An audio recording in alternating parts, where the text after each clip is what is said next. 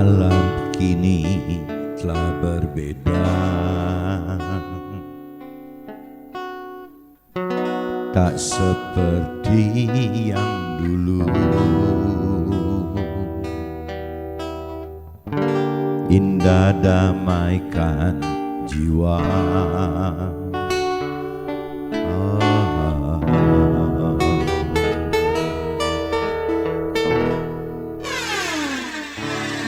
Tuhan semesta alam, mohon ampuni aku yang tak bisa menjaganya.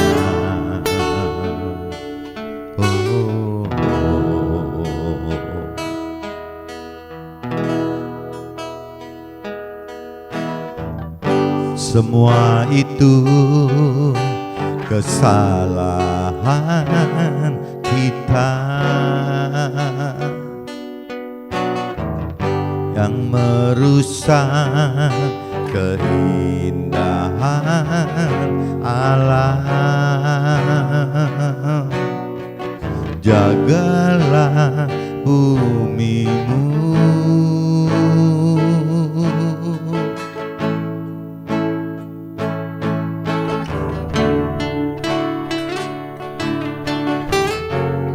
alam kini telah berbeda, tak seperti yang dulu. Indah damaikan jiwa.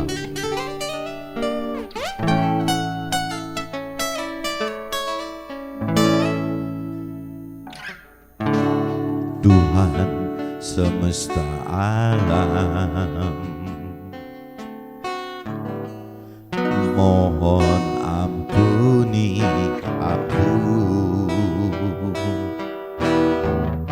yang tak bisa menjaganya.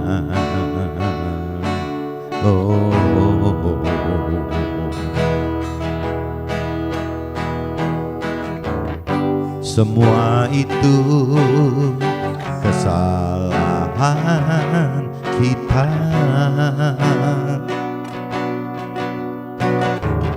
yang merusak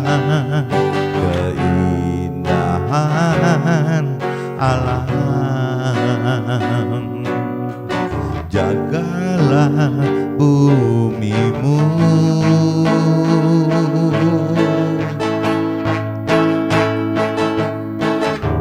semua itu kesalahan kita yang merusak keindahan alam. Jagalah bumimu.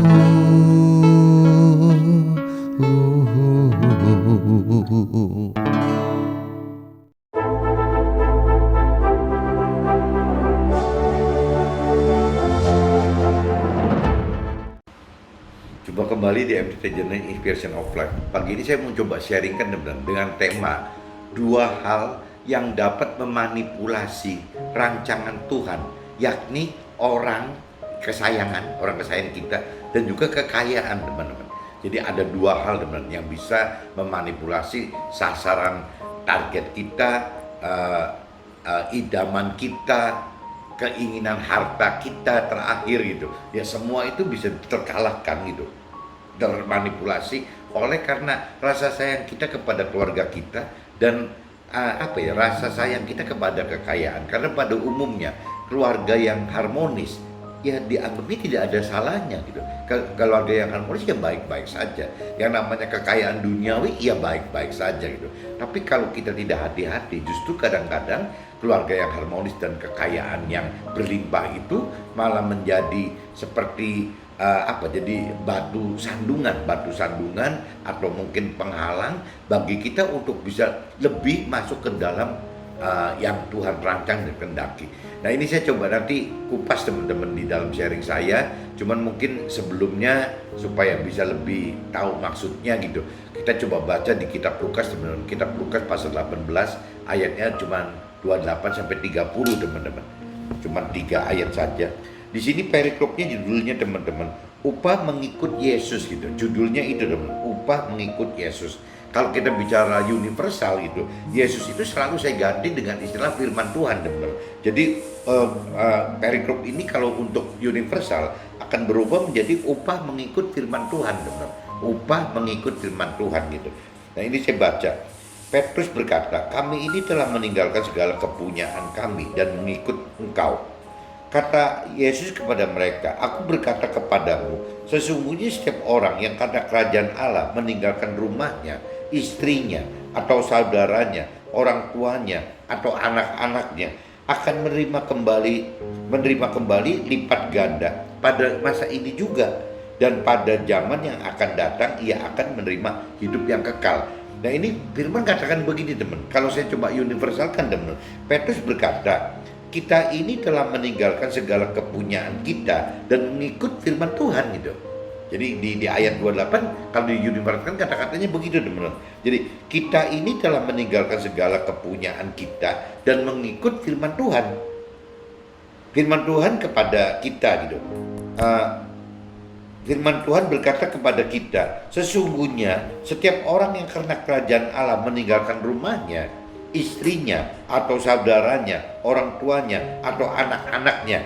Nah, ini coba dicamkan lagi teman-teman. Ya, firman Tuhan berkata kepada kita, sesungguhnya setiap orang yang karena kerajaan Allah meninggalkan rumahnya, istrinya, atau saudaranya, orang tuanya, atau anak-anaknya, akan menerima kembali lipat ganda pada masa ini juga, dan pada zaman yang akan datang dia akan menerima hidup yang kekal. Nah, ini kalau bagi orang yang belum mengerti akan firman Tuhan teman, kadang-kadang kalimat yang ada di ayat 29 ini membingungkan gitu. Ya, ini maksudnya apa gitu? Ya, maksudnya gimana? Dari ayat 28 aja kita telah meninggalkan segala kepunyaan kita dan mengikut firman Tuhan. Itu aja seolah-olah sudah argumentasi dari apa ya? Ya, kita udah tinggalin semua kok. Ya, yang tersisa tinggal urusannya keluarga kita gitu. Berarti kan kalau bicara ayat 28 itu kan asumsinya lebih arah ke apa? Kalau kita bicara harta duniawi gitu kan, harta tahta gitu. Soal kesannya sudah ditinggalkan gitu, meninggalkan hawa nafsu dunia. Tapi kalau kita bicara masuk ke ayat 29 ini sudah bicara di luar konteks dengan harta, tahta atau pemenuhan nafsu duniawi. Ya, ayat 29 itu lebih bicara ini urusan keluarga loh. Ya, ini urusan keluarga kita, bukan orang lain loh. Ini urusan keluarga kita yang kaitannya dengan istri kita, dengan saudara kita, dengan orang tua kita, dengan anak-anak kita. Masa sih ditinggalkan juga gitu. Jadi bukan cuman meninggalkan harta tahta dan pemenuhan nafsu duniawi, tapi keluarga kita pun ditinggalkan. Ini kalau kita nggak mengerti dalam atau mengenal secara dalam, mengerti secara dalam, dianggapnya ini bisa sesat teman. Kok urusan keluarga bisa tinggalkan gimana? Kalau pengenalan pengertian firmannya belum dalam teman. Tapi kalau seandainya kita sudah lebih mengerti akan firman Tuhan, kan maksudnya benar gitu, bukan baik. Jadi bagaimana Tuhan pengen keluarga kita ini bukan cuma harta tahta dan kepenuhan nafsu duniawi yang menghalangi kita untuk bisa masuk dalam rancangan kehendak Tuhan, tapi keluarga pun teman-teman itu bisa terhalangi, bisa menghalangi, bisa memanipulasi kita untuk gagal yang masuk ke dalam rancangan kehendak Tuhan itu. Maksudnya gitu teman. Nah, kalau kita sudah nomor satu ke Tuhan gitu, ya pasti berarti kita dibalik teman. Bagaimana kita mengasihi keluarga kita, ya berarti mengasihi istri kita, mengasihi saudara kita, mengasihi orang tua kita, mengasihi anak-anak kita itu bukan karena kekuatan kita pribadi sebagai suami gitu, sebagai orang yang mengasihi mereka, tapi perintah Tuhan loh, perintah Tuhan yang memaksa kita untuk mengasihi mereka gitu. Nah, tinggal diadu kekuatannya teman-teman, antara kita mengandalkan kekuatan kita diri sendiri mengasihi istri kita, saudara kita, orang tua kita dan anak-anak kita dengan kekuatan kita sendiri, atau kita mengasihi mereka dengan kekuatan yang dari Tuhan. Karena apa? Karena perintah dan peraturan Tuhan gitu. Jadi kalau bicara orang yang lebih mengerti akan firman Tuhan, ya pasti akan memilih bahwa kita mengasihi istri kita, saudara kita, orang tua kita, dan anak-anak kita itu lebih kuat apabila memang kita mengasihi mereka dasarnya karena diperintah gitu, diperintah, diperatukan oleh Tuhan melalui firman-Nya gitu. Nah ini yang kadang-kadang orang yang lebih belum dalam mengerti akan firman Tuhan, ini kadang-kadang jadi bingung sendiri, teman-teman. Membaca firman itu dianggapnya aneh gitu. Kenapa kok keluar firman gitu? Ini baru cerita yang ayat 29 itu bicara keluarga loh, teman-teman. Kalau bicara yang ayat 28-nya, ini kan bicara kaitannya harta tahta dan pemenuhan nafsu duniawi. Nah ini saya coba teman-teman kaitkan yang kitab Lukas ini, teman-teman. Ini dalam satu kitab yang sama, pasalnya sama, teman-teman, pasal 18 juga. Tapi ini saya bacakan yang sebelumnya, teman-teman. Ini bicara yang mengenai dengan harta tahta dan pemenuhan nafsu dunia. Kalau yang tadi saya baru bacakan di kitab Lukas gitu, Lukas 18 ayat 28, 29, 30, ini kan bicara bagaimana kita tidak bisa tersandera oleh kasih terhadap keluarga kita, terhadap istri, saudara, orang tua, dan anak-anak, ya. Jangan sampai tersandera, akhirnya kita tidak bisa gitu ya, lebih mengasihi Tuhan daripada mereka. Nah ini kan udah dijelaskan gitu. Tapi kalau saya bicara sekarang kitab Lukas pasal 18 ayatnya 18:27, teman-teman, ini kan berarti kan sebelumnya gitu, cerita ayat sebelumnya. Ini bicaranya perikopnya, teman-teman, judulnya itu orang kaya sukar masuk kerajaan Allah gitu ya. Orang kaya sukar masuk kerajaan Allah. Ini coba saya baca dulu, teman. Ada seorang pemimpin bertanya kepada Yesus, katanya, guru yang baik, apa yang harus aku perbuat untuk memperoleh hidup yang kekal? Jadi ini ada orang yang nanya seperti itu, bagaimana memperoleh hidup kekal gitu. Jawab Yesus, mengapa kau katakan aku baik? Tak seorang pun yang baik selain daripada Allah saja gitu. Engkau tentu mengetahui segala perintah Allah. Jangan berzina, jangan membunuh, jangan mencuri, jangan mengucapkan saksi dusta, hormatilah ayah dan ibumu. Nah ini firman-firman katakan begitu. Kata orang itu, semuanya telah kuturuti sejak masa mudaku. Jadi orang itu bilang, itu sih memang sudah gua kerjain gitu, memang sudah diikutin gitu, ditaati gitu. Nah, mendengar itu Yesus berkata kepadanya, masihkah tinggal satu hal lagi yang harus kau lakukan? Ya, juallah segala yang kau miliki dan bagi-bagikanlah itu kepada orang-orang miskin, maka engkau akan beroleh harta di sorga. Kemudian datanglah kemari dan ikutlah aku.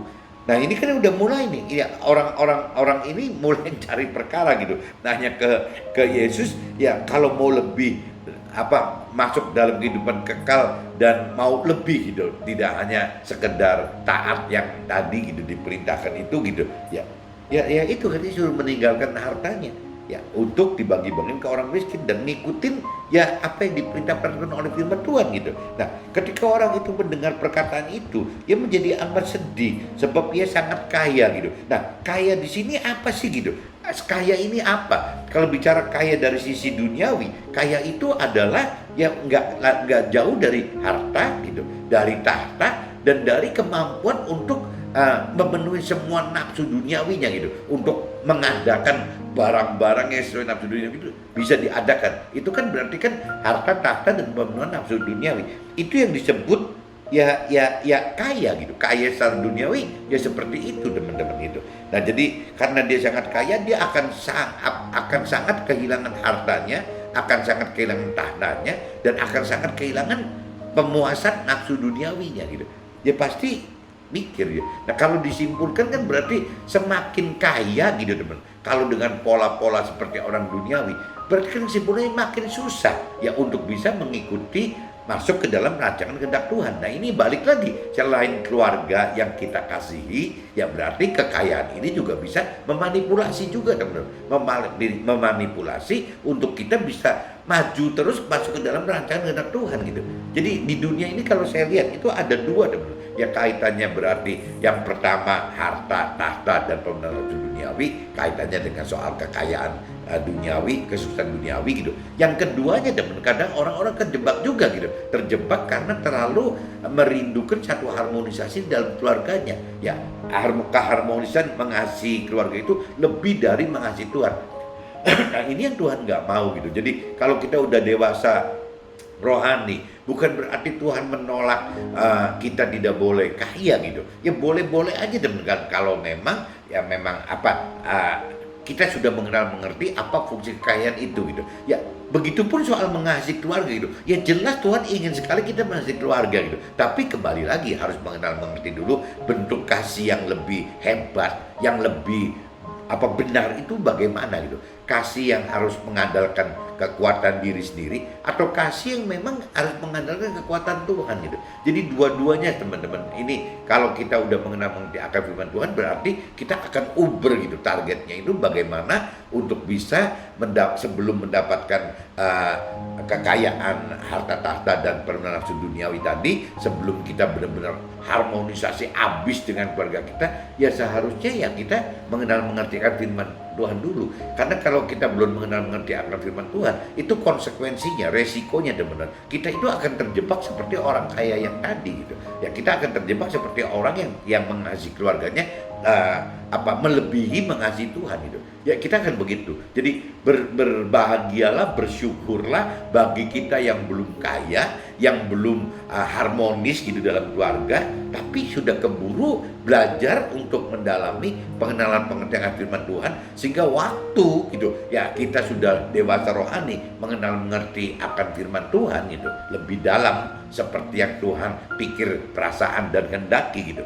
Ya harusnya kita akan menjadi orang kaya yang benar gitu, orang kaya yang sesuai rancangan dan kehendak Tuhan, atau kita akan mendapatkan satu keluarga yang sesuai dengan rancangan kehendak Tuhan. Maksudnya gitu teman-teman. Nah ini saya coba lanjutkan dulu daripada nanti ngelantur kelewat jauh gitu. Saya habisin kitab Lukas 18 dari 18 sampai 27 dulu. Ini yang ayat 23-nya, ketika orang itu mendengar perkataan itu, dia menjadi amat sedih sebab dia sangat kaya gitu. Lalu Yesus memandang dia dan berkata, alangkah sukarnya orang yang beruang masuk ke dalam kerajaan Allah gitu. Sebab lebih mudah seekor unta masuk melalui lubang jarum daripada seorang kaya masuk ke dalam kerajaan Allah. Dan mereka yang mendengar itu berkata, jika demikian siapakah yang dapat diselamatkan gitu. Ya unta masuk ke lubang jarum gitu, bagaimana gitu diselamatkan. Kata Yesus, apa yang tidak mungkin bagi manusia mungkin bagi Allah gitu. Nah ini saya coba pertajam dulu teman-teman. Ada beberapa teman kita yang mungkin belum ngerti maksudnya di sini di ayat 25 teman-teman. Sebab lebih mudah seekor unta masuk melalui lubang jarum daripada seorang kaya masuk ke dalam kerajaan Allah. Nah bagi orang yang belum mengerti firman Tuhan lebih dalam, di sini dikatakan lubang jarum gitu, masuk melalui lubang jarum. Lubang jarum apa gitu? Ya apakah ini perumpamaan dari firman Tuhan bahwa lubang jarum itu yang sekecil itu, untanya segede itu, ya cuman perumpamaan. Tapi ternyata bukan gitu teman-teman. Ternyata di sana itu seolah-olah ada pintu gerbang gitu yang namanya lubang jarum gitu. Jadi pintu gerbang lubang jarum. Pintu gerbang lubang jarum itu zaman dulu kan seperti benteng begitu. Jadi setiap kota itu kan ada bentengnya gitu. Nah benteng ini kan ada pintu-pintu, mungkin pintu utara, gate selatan, gate timur, gate barat, seperti itulah gitu. Nah ini salah satu itu ada yang disebut gerbang lubang jarum namanya, bukan jarum beneran, lubang jarum namanya gitu. Kenapa disebut lubang jarum? Karena pintu gerbang yang lubang jarum ini itu adalah lebih kecil teman. Jadi pendek gitu, sempit. Nah, sedangkan onta kan tinggi sekali gitu. Onta itu tinggi dan membawa barang makin tinggi lagi gitu. Nah, sekarang bagaimana caranya supaya si onta itu bisa masuk ke gerbang lubang jarum ini gitu. Nah, kalau dicerita realita firmannya itu jadi seolah onta itu harus jongkok dulu teman, harus jongkok dulu dan harus didorong-dorong gitu untuk bisa melewati yaitu gerbang lubang jarum yang pendek itu. Nah, kalau kita ibaratkan di versi kita ya kembali lagi teman-teman. Ya bagaimana caranya kekayaan kita itu gitu. Ya jangan sampai diibaratkan seperti unta melewati lubang jarum tadi. Kekayaan ini menjadi beban, tidak bisa kita melewati pintu gerbang keselamatan kekal itu gitu. Itu teman-teman. Nah begitupun juga bukan cuma soal kekayaan saja. Kalau kekayaan kan kita bicara di kitab Lukas 18 ayat 18 sampai 27. Itu kan bicara soal harta tahta dan pemenang nafsu duniawi. Artinya kekayaan lah ada di situ gitu. Ya soal tentang kekayaan sukses duniawi gitu. Nah, tapi bukan cuma urusan harta saja. Ya firman Tuhan katakan di ayat berikutnya di kitab Lukas 18, 28, 30 dilanjutkan gitu. Ya dengan perikrop yang berbeda. Nah, ini Tuhan bicara yaitu ya untuk mengikut firman Tuhan itu ternyata bukan cuma soal harta tahta dan pemenang duniawi, bukan cuma kekayaan saja gitu yang bisa menghalangi, tapi ternyata keharmonisan keluarga yang seperti orang dunia dambakan itu ternyata malah menghalangi juga, teman-teman. Jadi apa ya, dua-duanya kesannya kalau bagi orang dunia kan apa salahnya gitu ya, kita mesti harmonis keluarganya kan harus gitu ya, kita menjadi orang kaya yang harus gitu, karena parameternya ya tidak mengenal, tidak mengerti aturan Tuhan. Jadi kembali lagi harusnya yang tadi saya katakan, bergembiralah dan bersyukurlah orang yang belum mengalami kaya, belum mengalami harmonis keluarganya, tapi sudah keburu belajar mengenal mengerti akan firman Tuhan gitu, sehingga lebih apabila sudah lebih mengenal mengerti akan firman Tuhan, akhirnya ngerti loh apa sih arti kekayaan gitu ya, apa sih arti keharmonisan keluarga. Jangan dibalik, teman-teman. Orang dunia, teman-teman, yang pada umumnya ya begitu gitu ya, banyak orang dunia konglomerat itu yang memang hidup itu ya dengan sasaran yang target utamanya gitu ya, idamannya gitu, harta yang dikumpulkannya itu di dunianya gitu ya. Balik lagi soal harta, teman, ya bagaimana soal harta tahta dan pemenang nafsu duniawi. Jadi soal kekayaan gitu. Nah, begitupun juga si konglomerat ini juga akan membuat bagaimana keluarganya harmonis ya, bagaimana kelihatan akan harmonis gitu ya. Meskipun saya tidak ngerti di belakang harmonis itu, apakah di belakang keluarganya masih banyak ribet urusan yang ya urusan affair yang lain, saya nggak ngerti gitu. Cuman yang jelas orang dunia itu seperti itu, teman-teman. Dan yang konyol lagi gitu, keluarga daripada si konglomerat ini kadang-kadang juga mengekskuskan diri ya. Kalaupun misalnya si suaminya agak selebor dikit gitu, agak affair dikit, dianggapnya wajar aja gitu, karena suaminya sudah bisa menafkahi secara duniawi gitu ya, mencukupi benar-benar bahkan berkelimpahan, teman-teman. Nah, begitupun bicara keharmonisan keluarga, maksudnya keharmonisan keluarga itu ya itu mungkin ada tur ke luar negeri pakai jet pribadi segala macam, dianggapnya ya sudah itu keharmonisan keluarga gitu. Tapi kalau parameter Tuhan kan bukan itu, bukan bagaimana targetnya itu adalah sukacita di dunia ini gitu ya, dengan harta dan keharmonisan yang semu itu gitu. Yang Tuhan inginkan itu kan bagaimana kita mendapatkan keselamatan akhirat. Kalau keselamatan akhirat di sana, teman-teman, yang namanya harta kekayaan itu tidak terbawa, itu nomor satu gitu. Kedua, harmonisasi keluarga juga nggak terjadi di sana, teman-teman. Di sana itu bicaranya kita pribadi dengan Tuhan gitu ya, pribadi ke pribadi dengan Tuhan. Jadi kekayaan dan keharmonisan keluarga ini sifatnya di dunia ini, teman-teman. Bagaimana kita akan alami itu di dunia ini, tapi begitu kita pindah ke alam akhirat yang kekal gitu, itu yang namanya kekayaan duniawi tidak terbawa, dan yang namanya satu keluarga gitu dalam keharmonisan keluarga itu tidak terbawa gitu, karena di sana udah pasti harta tidak berlaku, tidak terbawa. Dan bicara pribadi gitu ya, kembali ke masing-masing pribadi. Suami berarti di sana di alam akhirat ya ketemunya dengan Tuhan gitu, pribadi suami dengan pribadi Tuhan. Si istri juga sama ya, ketemu pribadi istri dengan pribadi Tuhan. Saudara-saudara juga sama, masing-masing saudara pribadi dengan ketemu dengan pribadi Tuhan. Orang tua juga sama, teman. Orang tua berarti pribadi akan ketemu dengan Tuhan pribadi. Begitupun anak-anak, teman, pribadi akan ketemu dengan pribadi Tuhan. Jadi tidak ada apa-apa, teman.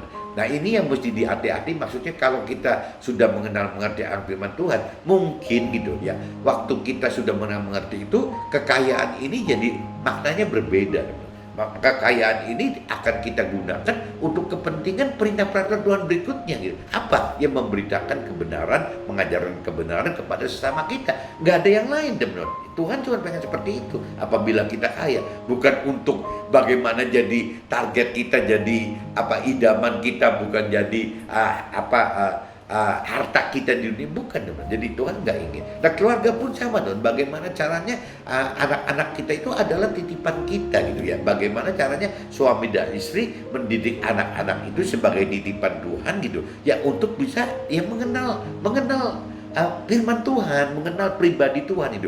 Kuncinya cuma itu teman. Jadi bagaimana yang dicari mengasihi keluarga itu sebenarnya kuncinya itu gitu. Ya semua berbalik akan kembali ya hanya untuk Tuhan semata. Nah ini pengenalan pengertian ini kadang-kadang untuk orang-orang yang merasa sudah dewasa rohani pun bisa salah kaprah teman. Apabila tidak benar-benar mendalami, mengenal, mengerti firman Tuhan gitu. Jadi sasarannya ya kecampur-campur gitu ya. Ada cerita bagaimana maksimal untuk melakukan firman Tuhan gitu, tapi juga masih kepengen dengan pola pikir ya kan nggak ada ruginya ya harmonis keluarganya, nggak ada ruginya kalau kayak hebat gitu. Jadi kalau seorang rohani masih dengan pola pikir bahwa orang duniawi yang kaya itu hebat, orang duniawi yang kelihatannya keluarganya harmonis itu hebat, ya berarti pasti orang rohani itu belum mengalami total kebebasan rohani gitu. Pasti masih kebawa dengan pola-pola duniawi ya, cuman mungkin maunya pikiran, perasaan, kehendak jiwanya masih kepengen seperti yang Tuhan peraturkan. Tapi dalam realitanya jiwanya itu masih tersandera oleh ya tadi gitu, hal-hal duniawi tadi. Kalau sampai dia sudah dewasa rohani, jiwa ini sudah tidak bisa tersandera oleh hal-hal duniawi teman. Ya jiwa ini justru akan ketarik ke urusan rohani gitu. Nah kalau urusan rohani yang tadi saya katakan, kekayaan itu sudah tidak berarti teman, karena akan ditinggalkan dan juga hanya untuk kepentingan Tuhan. Berarti untuk kepentingan Tuhan, bukan berarti untuk diri pribadi loh, dan akan ditinggalkan gitu. Begitupun karena keluarga. Karena keluarga adalah bagaimana caranya kita mendidik anak-anak kita untuk bisa masuk ke dalam perintah peraturan firman Tuhan tadi gitu. Itu tugas kita yang utamanya itu. Nah adapun nanti kalau bicara alam akhirat, kita juga nggak bawa keluarga kita gitu. Jadi ya kembali lagi yang kita mesti koreksi diri ya, memang dalam hal kebebasan rohani ini nggak ada ujungnya teman-teman. Cuman bagi kita yang sudah di atas 55 rasanya mesti lebih buru-buru gitu, mempelajari lebih mengenal firman. Karena parameternya firman katakan umur 70-80 meninggal gitu. Nah kalau 70-80 meninggal, kalau kita percaya firman Tuhan, berarti parameter yang sudah di atas 55 yang sudah pensiun itu tinggal sisa waktu nggak banyak teman-teman. Yang bisa sisa tinggal 15 sampai 25 tahun. 15-25 tahun itu singkat sekali, bahaya sekali kalau kita nggak buru-buru. Nah ini saya sudah bacakan teman-teman, udah bacakan semua teman-teman. Nah sekarang coba saya masuk ya, saya udah bacakan kitab Lukas pasal 18 ayat 28 sampai 30. Saya juga udah bacakan kitab Lukas pasal 18 ayatnya 18 sampai 27 juga sudah. Nah ini saya coba mulai masuk teman-teman ke sharing pribadi saya gitu. Kedewasaan rohani oleh karena kedalaman pengenalan dan pengertian akan firman serta meningkatnya iman percaya kita kepada Tuhan akan mengubah jiwa lama kita dengan yang baru gitu, dan akan terkait dengan tubuh dan jiwa. Jadi tubuh dan juga roh gitu, roh kita, roh yang akan kuasai jiwa dan tubuh kita. Jadi kalau waktu awal-awal teman-teman wajar aja teman-teman. Jadi kalau firman Tuhan katakan bahwa manusia itu terdiri dari tiga unsur, ada tubuh, jiwa, dan roh. Awal-awal waktu kita belum mengerti firman Tuhan, biasanya kita hidup dengan dua aja. Pada umumnya orang dunia itu hidup hanya dengan tubuh dan jiwa. Dan jiwa itu sebagai leadernya gitu. Jiwa itu yang pikiran, perasaan, kehendaknya yang akan mengatur tubuh ini gitu. Jadi ya ikut aja. Yang tadi dikatakan jadi, yang paling baik itu berarti menjadi orang kaya. Yang terbaik itu bagaimana harmonis dalam keluarganya. Cuma tahunya itu teman. Tapi begitu kita masuk ke unsur ketiga, unsur roh gitu, yang bicara rohani, ya berarti kita harus percaya firman Tuhan. Kita harus mengerti firman Tuhan secara dalam gitu. Dan setelah kita mengerti akan firman Tuhan, kita baru tahu, pengennya rohani itu seperti ini. Nah, waktu saat ada pengenalan pengertian yang lebih dalam soal rohani, akhirnya leadernya itu berubah teman. Bagaimana si roh ini yang akan menggandeng jiwa dan tubuh. Nah, ini hidup yang benar seperti ini teman-teman. Jadi kita mesti tingkatkan terus bicara dari unsur roh kita ini harus lebih kuat sehingga jiwa dan tubuh kita mengikuti roh kita teman. Ini yang jadi benar gitu. Dua hal yang terkadang memanipulasi jiwa kita dalam hal berjuang untuk masuk dalam rancangan kehendak Tuhan, yakni satu ya kasih sayang kita kepada keluarga gitu. Nah itu menghalangi gitu. Yang tadi saya udah sepintas jelasin itu. Kedua, kekayaan oleh karena kesuksesan duniawi kita. Ya, kedua hal tersebut justru merupakan target orang dunia gitu. Ya, target idaman serta harta dari orang-orang duniawi itu gitu. Jadi kalau kita selama masih terjebak dalam target ini, yang bahwa target hidup atau idaman yang bagus itu atau harta gitu yang kita ingin kumpulkan itu adalah tidak lari dari bagaimana keluarga yang harmonis dan bagaimana mendapatkan kekayaan yang berlimpah, ya ini ya akan nyasar teman-teman. Ya, dua hal ini justru akan menjadi jadi merusak, memanipulasi tujuan awal kita pengen masuk ke dalam kerajaan kehendak Tuhan. Ya kita pengen masuk ke dalam kerajaan Allah. Ini malah jadi meleset teman-teman. Nah ini saya sudah bacakan ini teman-teman.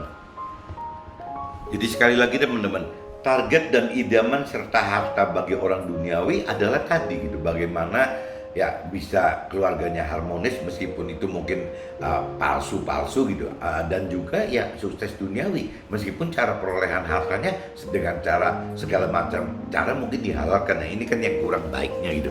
Nah ini kalau bicara di kitab Lukas 18 ayat 29-30, firman katakan, aku berkata kepadamu, sesungguhnya setiap orang yang karena kerajaan Allah meninggalkan rumahnya, istrinya, atau saudaranya, orang tuanya, atau anak-anaknya akan menerima kembali lipat ganda pada hari ini juga dan pada zaman yang akan datang.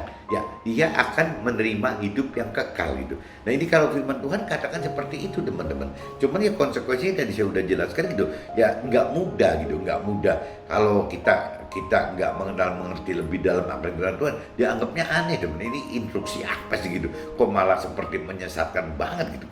Kok nggak boleh mengasihi mereka gitu ya? Seolah-olah seperti itu, disuruh meninggalkan rumahnya, istrinya atau saudaranya, kan jadi kacau gitu. Tapi kalau kita mengerti lebih dalam, lebih mengenal lebih dalam, lebih mengerti lebih dalam, ya kita ngerti gitu bahwa Tuhan pengen kita mengasihi keluarga kita itu ya dengan cara kita ya karena dasarnya karena kita taat dan takut akan perintah Tuhan. Karena perintah Tuhannya memang bunyinya begitu teman. Bagaimana kita harus mengasihi istri kita, bagaimana kita harus menyayangi anak-anak kita, bagaimana kita harus menghormati orang tua kita. Memang perintah Tuhan yang kan bunyinya begitu gitu. Cuman dalam hal penegasan yang di dalam kitab Lukas 18, 29, 30 ya firman cuman menegaskan, firman Tuhan menegaskan bahwa ya kita tidak bisa gitu. Ya nomor satu kan kalau misalnya keluarga di atas Tuhan.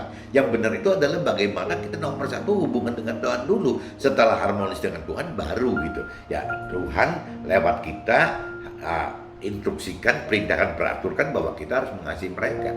Gitu teman-teman. Nah Lukas di 18, 23, 27 juga sama teman-teman. Kitab Lukas 18 ayat 23, 27. Ini juga sama. Firman katakan, alangkah sukarnya orang yang beruang untuk masuk gitu, masuk kerajaan Allah, sebab lebih mudah seekor unta untuk melalui lubang jarum gitu daripada seorang kaya masuk ke dalam kerajaan Allah. Ya, jika demikian, ini orang nanya nih, jika demikian siapakah yang dapat diselamatkan gitu?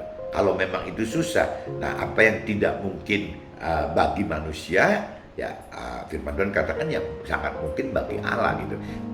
Nah ini yang di kitab Lukas 18, 29, 30 soal mengasihi keharmonisan keluarga, dan juga kitab Lukas 18, 25, 27 soal kekayaan. Tadi sebelumnya saya udah sharing jelaskan gitu di sebelum sharing saya gitu. Nah jadi intinya seperti itu teman-teman. Jadi ya jangan sampai kita termanipulasi oleh ya itu masa sih nggak boleh ya kaya, masa sih nggak boleh keluarga harmonis. Ya maksudnya bukan begitu, boleh banget, Tuhan malah seneng kali kita mesti harmonis dan juga harus kaya gitu. Tapi ya dengan caranya Tuhan itu ya supaya kita masuk ke dalam kerajaan kehendak Tuhan. Dua hal tentang kasih sayang keluarga,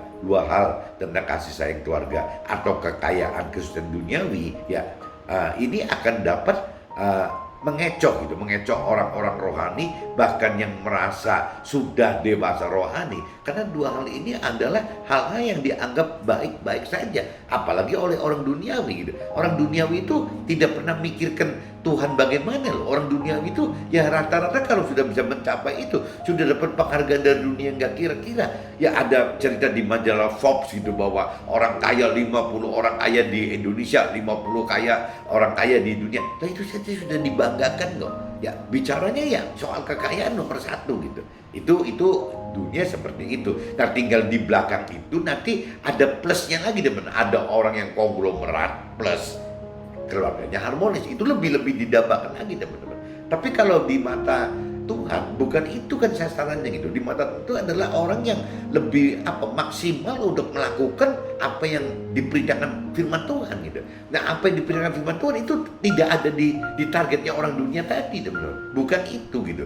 Jadi sangat bertentangan teman. Nah ini kalau orang-orang yang kedewasaan rohaninya masih kagok, kadang-kadang masih berdiri di dua sisi gitu ya. Ada sisi rohaninya tapi juga ada sisi duniawinya. Nah ini bikin kacau gitu. Ya kembali lagi kalau buat saya pribadi sih, ya itu yang saya katakan, bersyukurlah dan bergembiralah apabila kita belum mengalami menjadi orang kaya, belum mendapatkan keluarga yang harmonis, tapi kita sudah keburu belajar mengenal mengerti akan firman Tuhan. Dan nanti dari mulai mengenal mengerti akan firman Tuhan itu, kita kalau memang Tuhan tambahkan soal kekayaan, kalau Tuhan berikan soal kasih karunia untuk mengasihi keluarga kita, ya semua akan jadi bagus sebenarnya. Jadi kita tidak tersandera, tidak terhalang masuk rancangan kehendak Tuhan oleh keluarga kita, dan juga kita tidak terhalang masuk ke dalam rancangan kehendak Tuhan karena kekayaan kita gitu.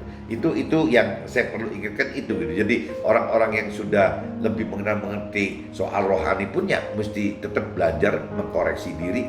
Ada apa ya dengan kita gitu, masih salah nggak gitu. Nah ini yang terakhir teman-teman, target dan idaman serta harta bagi rohani, bagi kita-kita yang ingin melakukan firman Tuhan, ya nggak ada lain teman, cuma satu Tuhan gitu. Jadi kalau bicara prioritas, ya ada mentor rohani yang katakan Tuhan itu bukan di prioritas satu gitu. Ya nanti yang ini kedua, ketiga. Ya Tuhan itu ya prioritasnya cuma satu-satunya prioritas hidupnya cuma Tuhan katanya. Bukan jangan dibalik seolah Tuhan prioritas satu, nanti keluarga prioritas dua, nanti kekayaan prioritas tiga gitu. Bukan begitu gitu. Jadi ya prioritas Tuhan itu nggak ada. Ya cuma satu gitu ya, untuk Tuhan gitu. Kita hidup hanya untuk Tuhan. Nah dalam prakteknya itu kan nggak mudah teman-teman. Jadi saya kembalikan lagi, kalau kita bisa bicara menomorsatukan hanya Tuhan saja gitu. Ya adapun nanti Tuhan kasih tambahan kita soal kekayaan dan keharmonisan, ya itu justru malah jadi positif. Tapi kalau kita tidak menomorsatukan Tuhan dulu, justru kebalik gitu. Kita nanti akhirnya takutnya menomorsatukan kekayaan atau menomorsatukan keharmonisan keluarga. Akhirnya tidak bertemu dengan rancangan dan kehendak Tuhan, teman-teman. Mudah-mudahan dengan hari ini saya sharingkan jadi dua hal yang dapat memanipulasi rancangan Tuhan bagi kita itu, yaitu ya satu, kesayangan soal keharmonisan keluarga yang tidak dari perintah dan peraturan Tuhan, dan juga soal kekayaan dan bukan yang dari tambahan yang Tuhan berikan itu. Nah itu terlalu riskan. Jadi kalau keharmonisan keluarga itu dibuat-buat oleh kita, atau kekayaan itu diuber-uber sampai keringat darah, ya itu akhirnya berantakan semua. Jadi terbalik, kembali lagi bagaimana kita keharmonisan keluarga itu karena memang ya kita taat mengasihi Tuhan gitu, taat dan takut akan Tuhan, sehingga kita melakukan firman Tuhan untuk mengasihi keluarga kita. Gitu. Itu satu.